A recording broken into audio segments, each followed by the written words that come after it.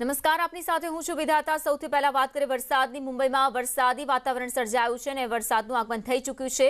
દાદર, સાયણ, હિન્દ માતા, કાંદિવલી સહિતના વિસ્તારોમાં વરસાદ પડ્યો છે। વહેલી સવારથી જ વરસાદ વરસી રહ્યો છે તો બીજી તરફ હાઈ ટાઇડની ચેતવણી પણ આપવામાં આવી છે। આગામી 4 દિવસ ભારે વરસાદની આગાહી છે। મુંબઈ, કોંકણમાં ભારે વરસાદની આગાહી આપવામાં આવી છે। તો આ વખતે ચોમાસાએ વહેલા દસ્તક દીધી છે। મહારાષ્ટ્ર સુધી પહોંચી ચૂક્યો છે વરસાદ અને મેઘરાજાનું આગમન થઈ ચૂક્યું છે। શરૂઆતમાં જ ધોધમાર વરસાદ વરસ્યો છે।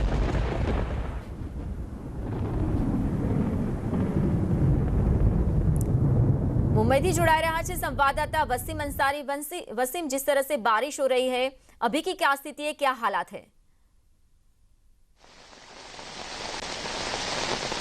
देखिए, मौसम विभाग ने अगले 24 घंटे में तेज बारिश की आशंका जताई है और यही एक वजह है कि मुंबई में मानसून ने दस्तक दे दी है और सभी महाराष्ट्र के लोगों को बाकायदा अब गर्मी से राहत जरूर मिलेगी।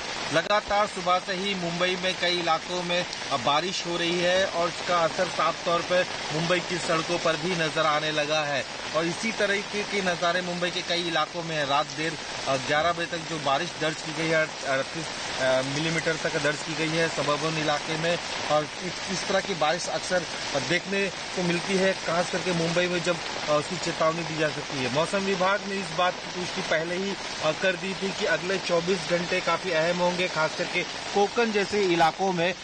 रत्नागिरी का इलाका है, कोंकण है, पूना है, नासिक है, मुंबई है, थाने है, इन सब इलाकों में बाकायदा तेज बारिश होगी और उसका असर सुबह से ही देखने मिल रहा है। मुंबई के कई इलाकों में तेज बारिश इसी तरह की देखने मिल रही है, जिसकी वजह से बाकायदा सड़कों पे कई जगहों पे पानी भरा हुआ है। लोगों को कई दिक्कतें हो रही है क्योंकि लॉकडाउन स्थिर किया गया है, मुंबई लेवल 3 पे है। तो दोपहर शाम 4 बजे तक ये जो दुकानें हैं वो खुली होती हैं, लेकिन जिस तरह से बारिश हो रही है तो लोगों को दुकानें खोलने में भी काफ़ी दिक्कतों का सामना करना पड़ रहा है। और अगले 24 घंटे में जिस तरह से चेतावनी दी गई है ये काफ़ी अहम है मुंबई के लिए। जी वसीम, साथ ही में अगर बोला जाए तो अब तक लॉकडाउन की वजह से बंद थे लोग और अब ज़्यादा बारिश होने की भी संभावना है।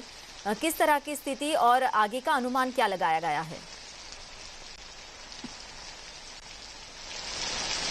देखिए, जिस तरह से मौसम विभाग ने चेतावनी दी है अगले 24 घंटे को लेकर कि तेज बारिश होगी हवाओं के साथ, खास करके जो तटीय इलाके हैं वहाँ पे काफ़ी लोगों को सतर्क किया गया है ताकि वो अपने घरों में ही रहें। और साथ ही जिस तरह से ये अंदाज़ा लगाया जा रहा था कि लगभग 10 जून तक मुंबई में बारिश दस्तक देगी और उसी के आधार पर जिस तरह से तटीय इलाकों में खास करके मौसम में दस्तक दी, अब उसका असर साफ तौर पे यहाँ पे दिखाई दे रहा है। तो मौसम विभाग की अगर माने तो बाकायदा कोंकण का जो इलाका है खास करके वो काफ़ी प्रभावित होगा इस पूरे बारिश के दौरान।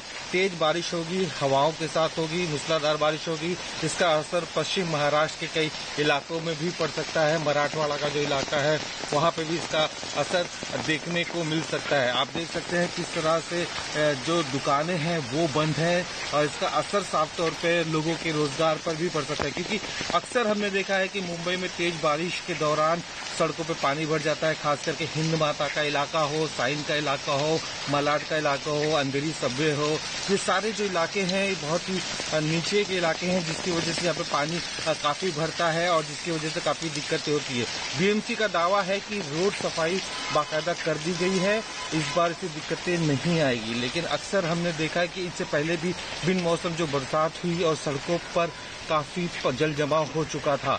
तो अब देखना होगा कि ये 24 घंटे में तेज बारिश होती है तो बीएमसी की क्या तैयारियां हैं इन पूरी बारिश को लेकर। जी वसीम, धन्यवाद जानकारी के लिए।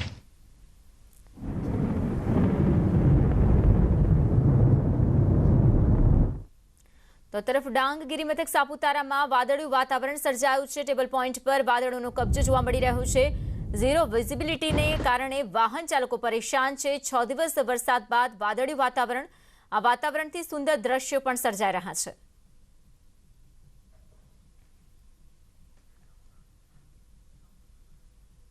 નવસારીના વાતાવરણમાં પણ પલટો આવ્યો છે। સવારથી આકાશમાં કાળા ડિબાંગ વાદળો ઘેરાયા છે। નવસારીના ઘણા વિસ્તારોમાં ઝરમર વરસાદ પણ વરસ્યો તો ઘણા વિસ્તારોમાં ધોધમાર વરસાદ નોંધાયો। નોકરી જતા લોકોએ વરસાદથી બચવા ઝાડ નીચે સહારો લીધો। વરસાદી માહોલથી વાતાવરણમાં ઠંડક ફેલાઈ છે। તો સહ્ય બફારો અને ગરમીથી કંટાળ્યા હતા લોકો, પરંતુ હવે વરસાદ શરૂ થયો છે, જેના કારણે વાતાવરણમાં ઠંડક પ્રસરી છે અને લોકોએ ગરમીથી રાહત અનુભવી છે। તો નવસારીના ઘણા વિસ્તારોમાં વરસાદ વરસ્યો છે। કેટલાક વિસ્તારોમાં ઝરમર વરસાદ, સામાન્ય વરસાદ, તો કેટલાક વિસ્તારોમાં ધોધમાર વરસાદ નોંધાયો।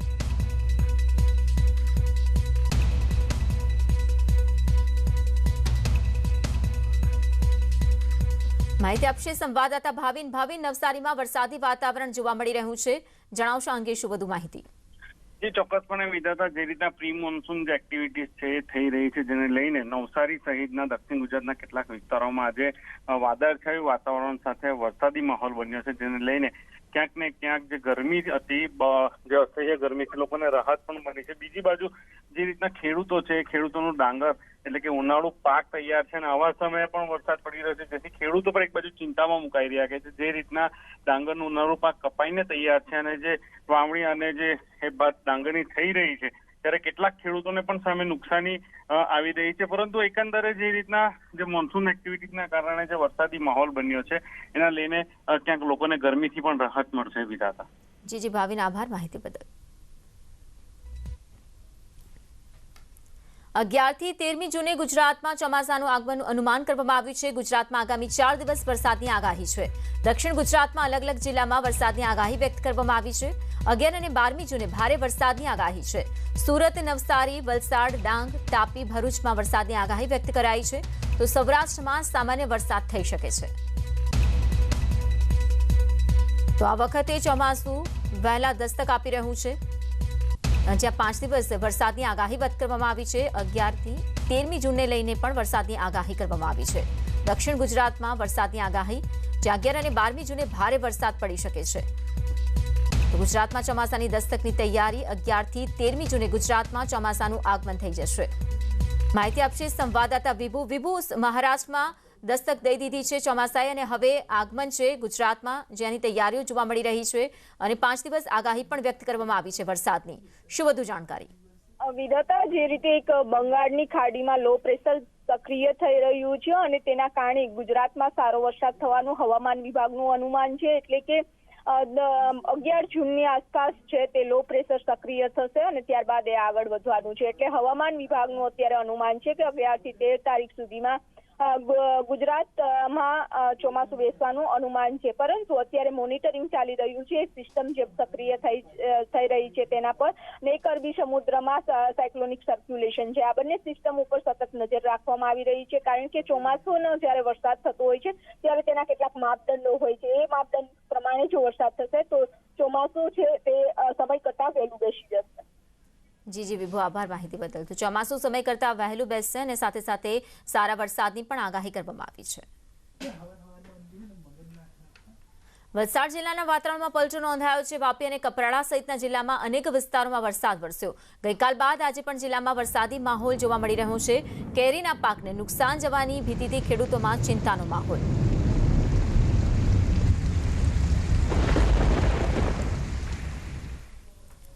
ઉત્તર ગુજરાત માટે સારા સમાચાર। 10 અને 11 જૂનના રોજ ધરોઈનું પાણી ચાલુ રહેશે। રિપેરિંગનું કામ હાલ પૂરતું મુલતવી રાખવામાં આવ્યું છે, જેના કારણે પાણી કાપ નહીં મૂકવામાં આવે। ધરોઈ પાણી પુરવઠા યોજના દ્વારા સમારકામને લઈને આગામી 10 અને 11મી જૂનના રોજ પાણી કાપની જાહેરાત કરાઈ હતી। ધરોઈ ડેમમાં હાલમાં જ્યાં 10 શહેરો, 694 ગામડાઓ અને 314 પરાને પીવાનું પાણી પૂરું પડાય છે। 10 અને 11 જૂનના રોજ ધરોઈ ડેમમાંથી પાણીનો જથ્થો રાબેતા મુજબ જ ચાલુ રહેશે।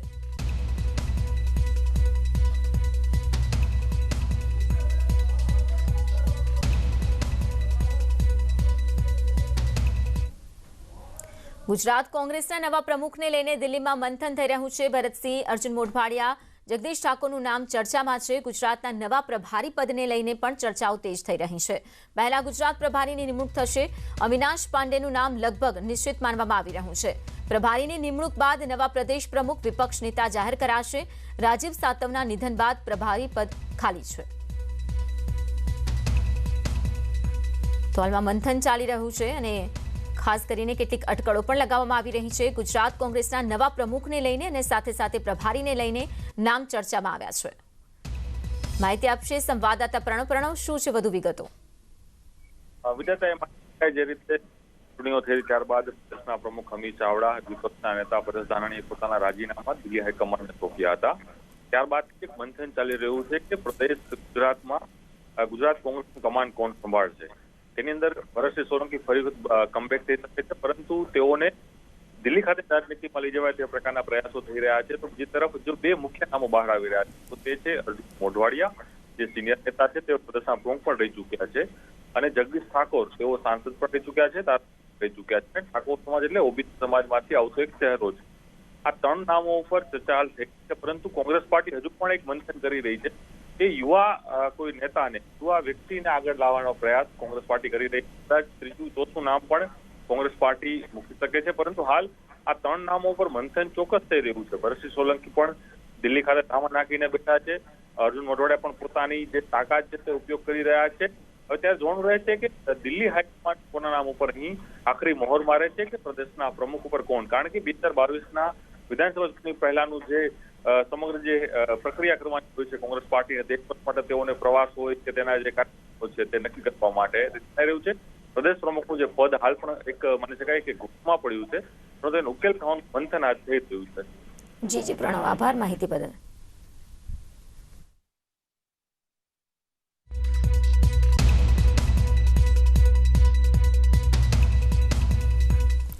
કોરોનાના સમયગાળા બાદ પ્રથમવાર ભાજપના ધારાસભ્યોની બેઠક યોજાશે. રાજકીય રીતે મહત્વની માનવામાં આવી રહેલી આ બેઠક 15મી જૂને યોજાશે.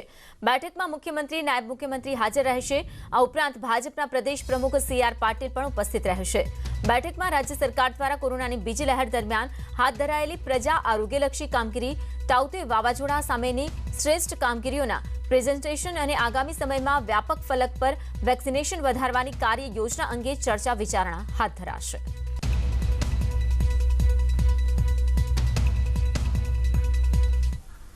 ભાજપ પ્રદેશ પ્રભારી ભૂપેન્દ્ર યાદવ ગુજરાતના પ્રવાસે આવશે. 2 દિવસના ગુજરાત પ્રવાસે તેઓ આવી રહ્યા છે. કોરોનાની બીજી લહેર બાદ સંગઠન સાથે બેઠક કરશે. સંગઠન અને સરકારના હોદ્દેદારો સાથે તેઓ બેઠક કરશે. ગુજરાતની રાજકીય સ્થિતિની પણ સમીક્ષા કરાશે. તો 11મી જૂને તેઓ આવી રહ્યા છે.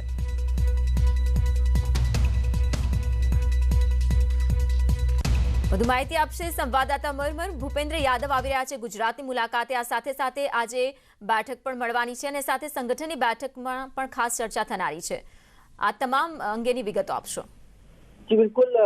પ્રદેશ ભાજપ પ્રભારી ભૂપેન્દ્ર યાદવ એ 2 દિવસના પ્રવાસે આવી રહેલા છે.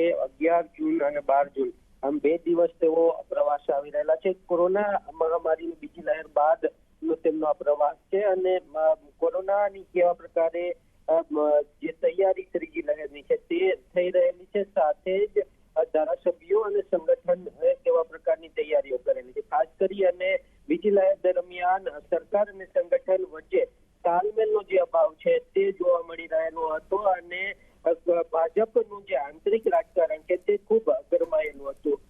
તેને શાંત પાડવા માટે ભૂપેન્દ્ર યાદવ એ આવી રહેલા છે અને તેમના પ્રવાસ બાદ તુરંત જ 15 તારીખે ગાંધીનગર ખાતે વિધાનસભા ખાતે જે ધારાસભ્યોની બેઠક છે તે મળવાની છે. તેની અંદર સંગઠનના તમામ હોદ્દેદારો સહિત ધારાસભ્યો ઉપસ્થિત રહેશે અને મુખ્યમંત્રી, નાયબ મુખ્યમંત્રી અને સરકારના જે મંત્રીઓ છે તે ઉપસ્થિત રહેશે. એટલે કે જે રીતે સંગઠન અને સરકાર વચ્ચે તાલમેલનો અભાવ જોવા મળી રહેલો હતો તેને લઈ અને હવે મેરેથોન બેઠકો ચાલુ થઈ છે. ગુજરાત ભાજપના રાજકારણમાં ગરમાવો આવેલો છે અને પ્રભારી આવી અને તમામ જે મુદ્દાઓ છે તેને એડ્રેસ કરી અને સરકાર અને સંગઠન તાલમેલથી આગામી હવે ચૂંટણી નજીક આવી રહેલી છે ત્યારે તેની તૈયારીઓની અંદર લાગી જાય અને સાથે જ જે ત્રીજી લહેર આવવાની સંભાવના છે તો તેની તૈયારીઓ કરે અને પ્રજાહિતના કામો કરે તે માટેની જે સમગ્ર રણનીતિ છે તે તૈયાર કરવામાં આવશે. જી મયુર, આભાર તમામ માહિતી બદલ. પંચમહાલના હાલોલમાં સરકારી મોડેલ સ્કૂલની બેદરકારી સામે આવી છે. ધોરણ 10માં નાપાસ વિદ્યાર્થીનીને ધોરણ 11માં પ્રવેશ આપવામાં આવ્યો. ધોરણ 11ના પ્રવેશને લઈને હાલમાં વિવાદ સર્જાઈ રહ્યો છે. 2019માં અંકે જ્યાં ધોરણ 10ની પરીક્ષા આપી હતી, માર્કશીટમાં સ્પષ્ટ ઉલ્લેખ હતો સુધારાની જરૂર છે. ધોરણ 11માં પણ પાસની પણ માર્કશીટ આપી દેવાઈ છે. ધોરણ 12માં ફોર્મ ભરવા જતાં સમગ્ર મામલો સામે આવ્યો છે. ભણી અને 12મા ધોરણમાં જ્યારે પરીક્ષા આવી ત્યારે કે છે નપાસ છે 10મા ધોરણમાં તારે ફોર્મ 12મા ધોરણ તારે ના કરાય. મારી છોકરી 10મું કર્યું વિજયપુરા કન્વેન્ટમાં, તો પાસ થયા પછી મોડલ સ્કૂલમાં કર્યું. મોડલ સ્કૂલમાં કર્યું પછી 11મું કર્યું અને 12મામાં હાલમાં પરીક્ષા આપવા તો તમારી છોકરી 10મામાં ફેલ એમ કહે છે પ્રિન્સિપાલ. તો મેં કીધું સર કઈ રીતનું? તો કે અત્યારે તમારું ફેલ બતાવે છે રિઝલ્ટ એમ કહે છે.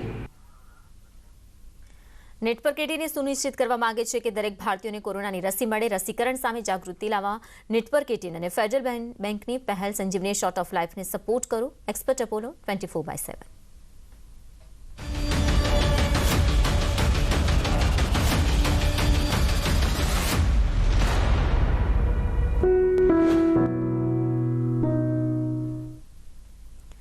નેટ પર કેટીન ફેડરલ બેંક સંજીવનીની ગાડી ભારતભરમાં કોવિડ અસરગ્રસ્ત જિલ્લાઓના ચક્કર લગાવી રહી છે. રસી માટે જાગૃતિ ફેલાવવા મારી પહેલને તમે પણ સમર્થન આપી અમારા અભિયાનને વધુ મજબૂત બનાવો. ચાલો જાણીએ કે સંજીવનીની ગાડી હાલ કયા જિલ્લામાં અને કયા ગામમાં પહોંચી છે. સંજીવનીની ગાડી હાલ અમૃતસરના બાલાબકાલા અને બટરસીવિયા ગામની મુલાકાત લીધી તો મધ્યપ્રદેશના ઇન્દોરના બરલાઈ જાગીર અને બુટી બરલાઈ ગામમાં લોકોને મળ્યા. નાસિક શહેરના રામનગર તેમજ સોનગાંવ ગામની પણ મુલાકાત લીધી. વેન્ટુરમાં રેંતચિંતાલા અને ગુરુઝાલા ગામની મુલાકાત લીધી તો દક્ષિણ કન્નડમાં ધર્મસ્થલા અને લેલા ગામની મુલાકાત લીધી. તો સંજીવની ગાડી અત્યાર સુધીમાં 126 ગામડાઓના 59,700 લોકો સાથે મુલાકાત કરી અને રસી વિશે લોકોને જાગૃત કર્યા.